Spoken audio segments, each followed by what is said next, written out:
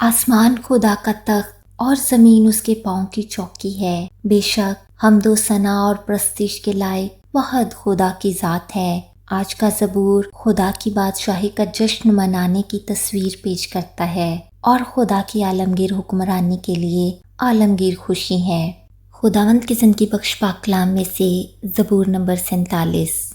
اے سب امتوں تالیاں بجاؤ، خدا کے لیے خوشی کی آواز سے للکارو، کیونکہ خداوند تعالیٰ محیب ہے، وہ تمام روئے زمین کا شہنشاہ ہے۔ وہ امتوں کو ہمارے سامنے زیر کرے گا اور قومیں ہمارے قدموں تلے ہو جائیں گی۔ وہ ہمارے لیے ہماری میراث کو چنے گا جو اس کے محبوب یعقوب کی حشمت ہے۔ خدا نے بلند آواز کے ساتھ، خداوند نے نرسنگی کی آواز کے ساتھ صعود فرمایا، مدح سرائی کرو، خدا کی مدح سرائی کرو، مدح سرائی کرو، ہمارے بادشاہ کی مدح سرائی کرو، کیونکہ خدا ساری زمین کا بادشاہ ہے۔ عقل سے مدح سرائی کرو، خدا قوموں پر سلطنت کرتا ہے، خدا اپنے مقدس تخت پر بیٹھا ہے۔